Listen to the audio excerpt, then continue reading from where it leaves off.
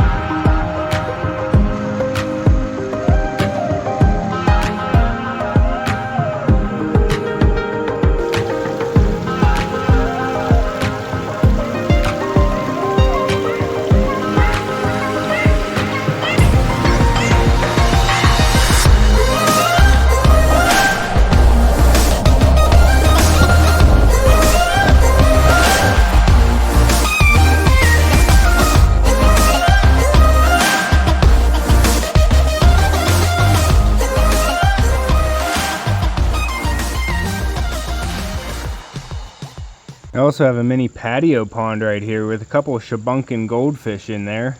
Right off the patio here we have the main water feature, and I have videos on the channel from building this from day one, so if you want to check all those out, check out the playlist down below, waterfall and pond build. We're coming down the steps here, we get really sunk into the pond here, and I wanted that feeling of getting down into the pond and having it wrap right around you, so I have the water actually wrap all the way around the fireplace area here to the beach where Echo is demonstrating.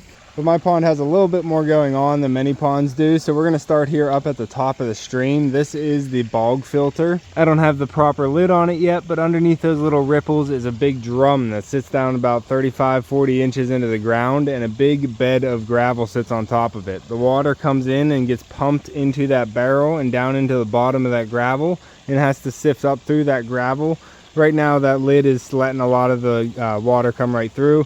But once I get it working properly, the water is going to be forced through the gravel and getting clean through all the layers of gravel, and then it's going to overflow the log here.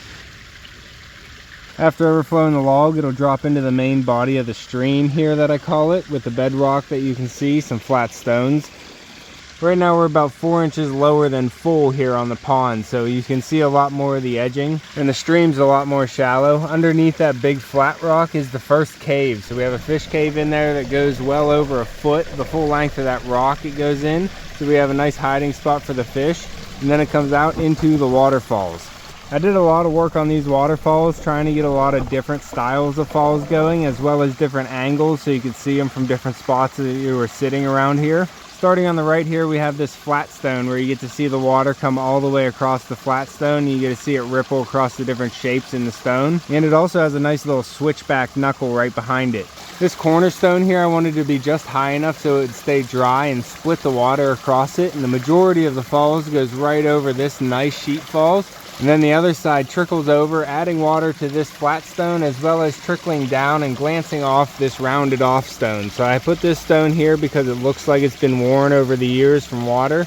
So it looks like this has been washing here and just wearing away the stone before it falls in. And that was kind of a main goal of mine while building this pond, is to try and make it look like it was a natural pond or a natural waterfall coming through my property, and not make the average backyard koi pond. The creeping jennies wrapping around the side of the waterfalls just beautifully. Right above the big stone, we have this notch stone that just works perfectly for stopping the flow of the stream coming down and redirecting it around its low side. So it just fit in this spot perfectly. We have a lot of impatient petals coming down the waterfalls right now. I think that looks pretty nice too. We have some of this sedum that's growing around the edges. That's really taken off. and I really like the way it's filling in all the cracks. We're keeping it wet from this weeping rock here. We have a couple of gravity feed tubes just to add a little bit of flow. They hook up right into the waterfall right there and there, and it doesn't have a pump or anything on it. They're just sucking in flow and dropping it down onto this rock. I want a little bit more flow, so I'm going to work on that because I want it to come all the way off this stone, but right now it's just not going as far as I want it. Then coming up the stream, we have another switchback falls, and then it comes out of a hidden spot. One thing with the water feature and all the gardens around here is I don't want you to be able to see everything from one location. I want you to have to actually walk around and discover new things. So I didn't want this waterfall to be all visible from looking straight at it. So you kind of see the water coming out of there like you don't know where it starts. So as we make our way to the top, we have a nice red stone that drops off out of the main basin up here. I also have a bird bath up here with a little solar fountain on it, so that goes off whenever the sun's on the panel. This little solar fountain from Papo Soap has actually been better than expected. It didn't start out too well, but once it got going, it actually does pretty well. You can see all the algae, dirt, and debris in there, and it still puts out a pretty good fountain. I had it going earlier. Right now the sun's going down, so it's not getting as much rays as it could, but it does work pretty well, and I've been happy with it up here in the top of the basin. This is actually a biofalls that's also filtering the pond. I used to have this as the main filter for the pond, I think last year whenever we did this tour, but since then we got our second pump, and now we're running the bog filter along with this biofalls, and we also have the wetland intake bay in the back there we'll get to. So we have multiple drops coming out of this top basin, one going around the backside to the right, and then we have the horsetail falls right here. I have to manipulate it a little bit with stone, so I'm not quite done with this one, but I wanted a nice horsetail shaped falls coming into a deep pool, so I dug this out into a nice deeper 6-inch to 8-inch pool that this can drop into to make a deep sound. And then this is kind of coming straight out, and we do a lot of our sitting over on the patio over there, so I wanted falls to wrap around the corner a little bit, so I had this one. So you can kind of see that one wraps around and gives you a larger waterfall view from the side. And it also comes from a spot that you can't see and drops off that nice little piece of wood, and I think I really like the shape of it. It kind of just naturally came about with me stuffing rocks in there, but I really like the way it turned out. Then we have this deep pool of water here that fills up because I have a log here blocking it off.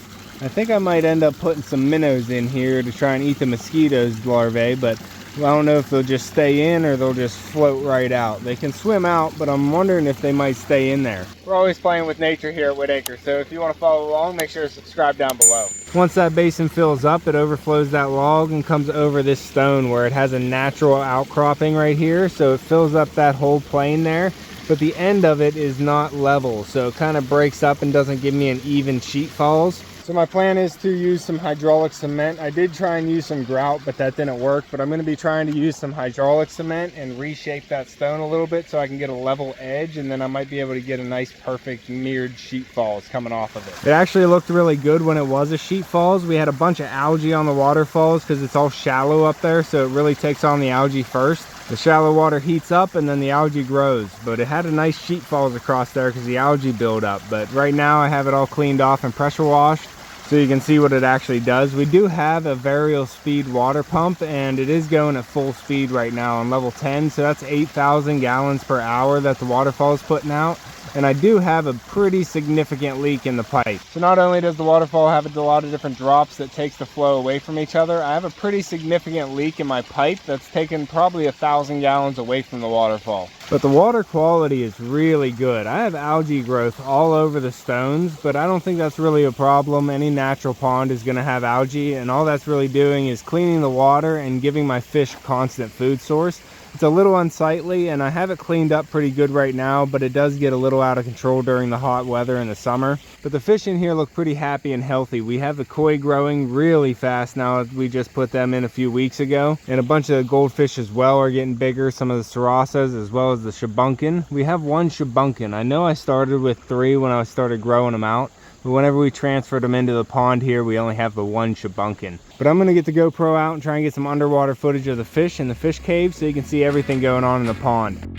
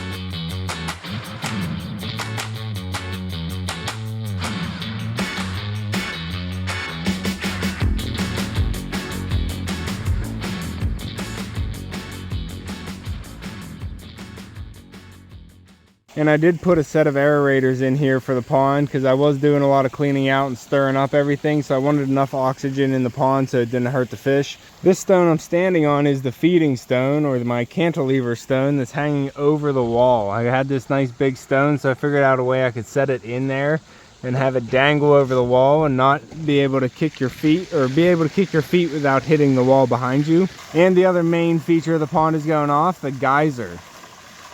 This is a function of the sump that I have running in the pit behind there, so we'll talk about that once this shuts off.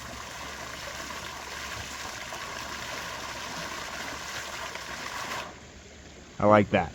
But running underneath the entire length of my pond, I have a French drain, and that's supposed to catch any of the leaks as well as extra groundwater that's flowing by, and it takes it into a sump pit that I have behind the end of the pond there. Down in this pit here, we have a collection barrel with a sump pump in it, and whenever the barrel fills up with water, the sump kicks on and it pumps all the water back into the pond. And it's also connected to my gutter system, so it collects all the rainwater coming off of this side of the house as well. And since it'd be turning on periodically, pumping back into the pond, I'd figure I'd turn that function into a feature. And I have a whole video on it, but I built a little contraption here to stick on the end of a 2-inch pipe that is hooked up to my 6,000 gallon per hour sump pump, and whenever that kicks on, it hits that T-fitting and shoots straight up into the air like a geyser.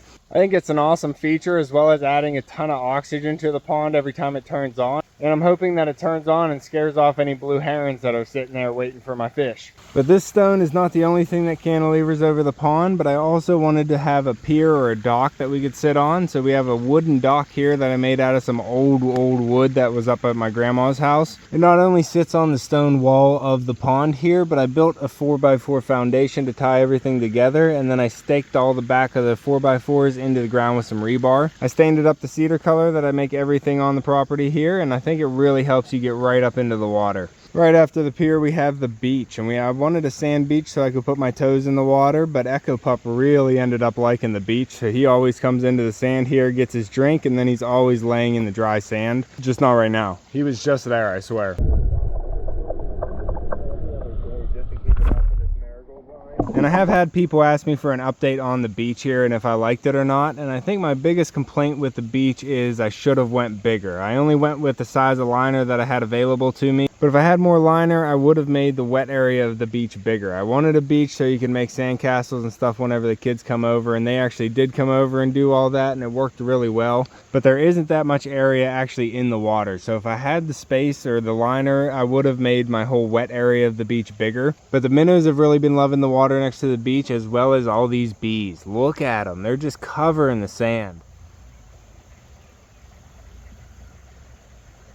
So you probably want to be careful when you're coming in here barefoot, but I haven't had a problem with these bees here yet. Bees, much like butterflies, are puddlers, so they don't go to a body of water to drink, they go to a moist surface. So it's nice constant moisture from that sand is a great place for them to always have to come and get a drink. Next to the beach is the geyser, and I have a deep pocket of water right there where the geyser drops in to keep that deep sound.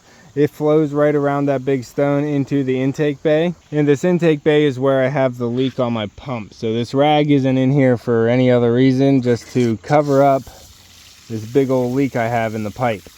So I'm just trying not to lose water. It sprays right out of the pond here, so I had to throw that rag on there until I can get this pipe fixed. But I have 2 barrels in here that house my 2 pumps, so I'm going to be sealing off those lids so all the water has to get sucked through all the different layers of gravel. So you can see there's a pretty decent flow coming into the intake bay. There's about 13,000 gallons getting pumped right now. There's 8,000 gallons running across the waterfall right now, and then there's 5,000 gallons running through the pond jets and the bog filter. And that reminds me, I didn't show you the pond jets. So let me backtrack a little bit here. At the end of the stream, we have it dropping off where the first fish cave is. It goes to about 2 feet deep whenever the pond is full, and that's where our first jet is. There's a spa tip that you would find in a hot tub, and you can see the current it's making. I have it blowing down there, and it's making a little eddy right there.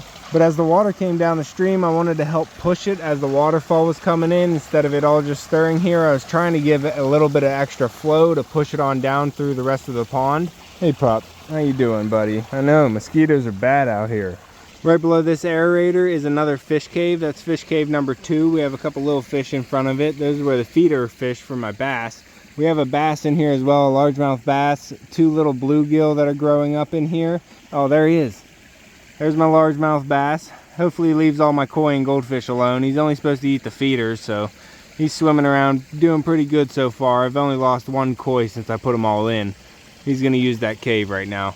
But as we come around to the cantilever stone, it gets to about 4 feet deep here. We have a garden box on that side where I will be putting some lilies, but right on this side is another fish cave. That right there is the third fish cave, and that's the one that the largemouth bass spends most of her time in. And the koi and goldfish are usually in fish cave 1 and 2. But here it drops off to 4 feet, so we have about 6 feet by 10 feet for a swimming area right here before we get to the beach again. And I'm really not trying to swim any laps, which I think that's plenty of space to get in and cool off, and is more than enough space for the kids to get in, swim around, and learn to swim. And I really want to get Echo Pup inside the water to teach him how to swim as well. What do you think, Pup? You going to your beach? No? Going farther? What? You gotta protect your birds? Something going on with all your birds?